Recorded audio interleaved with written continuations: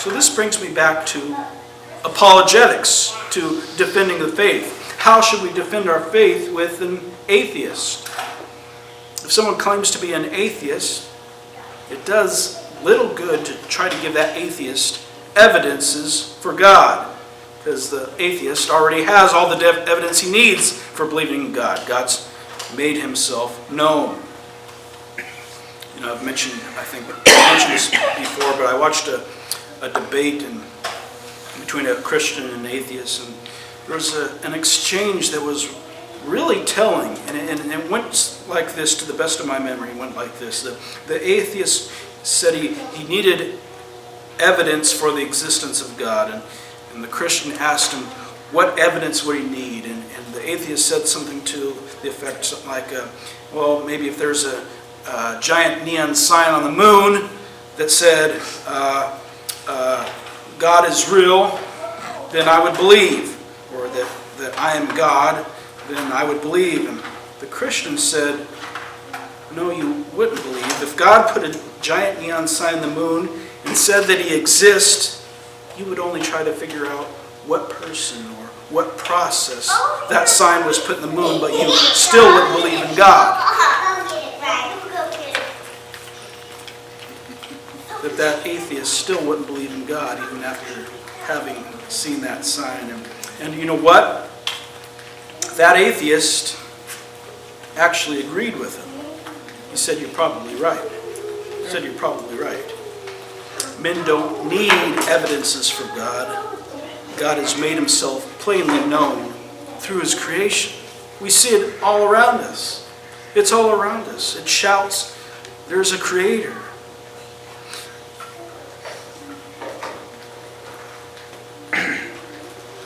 Now, I'm not saying that there's not a place for giving evidences. I'm not saying that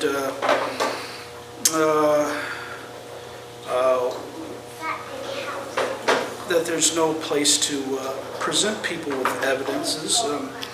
I'm just merely saying that when we speak to someone who says they have no reason to believe, that they don't see any evidence for God, that it's fruitless. It's fruitless to give them evidences to believe, because they already have all the evidence they could ever need to believe in God. So, how might you witness to an atheist? And I believe the best way to witness to an atheist isn't to try and give him evidences of God, but to show him how irrational his position really is. And that is that's only by acknowledging God that we can make sense of our universe. That's only by acknowledging God that we can understand or hold to the concept of right and wrong, love and hate, reason and logic. Because if there's no God, then the universe isn't ordered. It's chaos. Therefore, there's no reason to believe in reason and logic. There is no laws of reason and logic. If we are just stardust or pond scum, then it doesn't matter if you murder and steal. What's the problem with killing an accidental life form? What's the problem with killing something that's evolved out of stardust or pond scum? I mean, there's no meaning in life. You're just a cosmic accident. Your love for friends and family is absolutely meaningless. In fact, everything's meaningless if you're just an accident.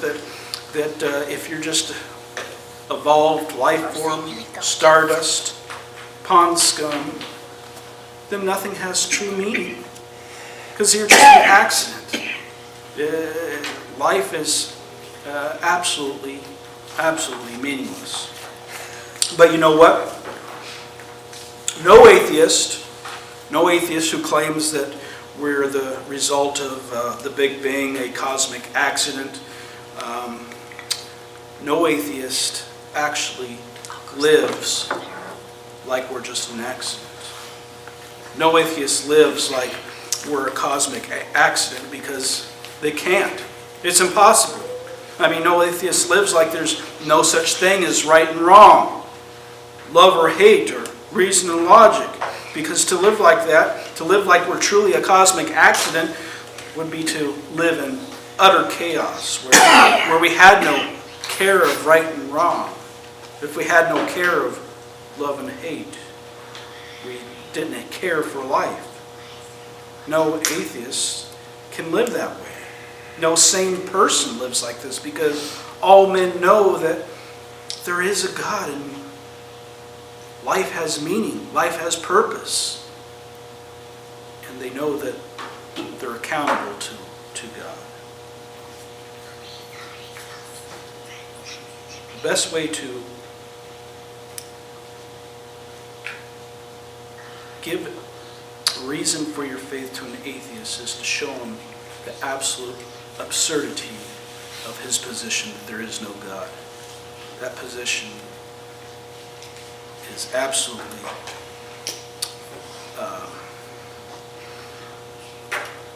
unrealistic, that nobody can live like there's no God. Life would have no meaning if there wasn't a God. Never be intimidated by scientists and atheists who say there's no evidence for God, because they're lying. Don't believe the person who says they can't see any reason to believe in God. They're lying, or they suppress that knowledge. Don't be concerned with trying to give someone who says they don't believe in God enough evidence so that they can believe. Because guess what? There's no true atheist. God doesn't need to be proved. God has revealed himself to all of mankind, and when man suppresses that revelation of God, or sins against that revealed God, then the wrath of God has come upon man. Be clear. God is not on trial. The existence for God is not in question. Man is the one who's on trial. And if man doesn't turn to Christ, then his verdict will be guilty. And the sentence will be eternal death. Let's pray.